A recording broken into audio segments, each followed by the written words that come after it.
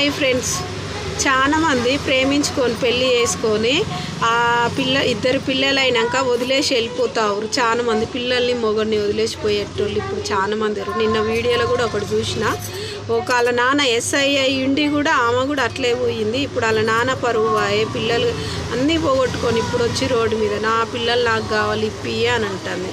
అది ఎక్కడ కరెక్ట్ అండి? ఆడళ్ళు మొగళ్ళు వదిలేసిపోతే ఇప్పుడు లేడీస్ జాదే పరిస్థితులు ఉండేదానికి మనం లేడీసే పిల్లల్ని వదిలేసిపోతే ఇంకా జెంట్స్ జాతారు. ఇప్పుడు వచ్చి నా పిల్లలు నాకు అని అంటే ఎక్కడి నుంచి వస్తారు? ఆ పిల్లల మనసులో మా అమ్మ అనే ప్రేమ అనేది పోదు. ఆరే మీ అమ్మ లేచిపోయిందిరా, అట్లా పోయిందిరా అని పిల్లలకి ఎంతమంది చెప్తారు. ఈ రోజులలో పిల్లలు చాలా హుషారు. ఎవరో మాయ మాటలకు మోసపోకండి. ఉట్టుట్టి మాటలు చెప్పేటోళ్ళు చాలామంది ఉంటారు. కానీ వాళ్ళకు మోసపోయి ఇప్పుడు రోడ్డు మీద చేసుకొని జీవితం ఇప్పుడు వచ్చి 10 సంవత్సరాలకి నా పిల్లలు నాకు కావాలంటే రారు. అది కరెక్ట్ కాదు. మాయ మాటలకు మోసపోకండి, రోడ్డు మీద బతుకులు చేసుకోకండి.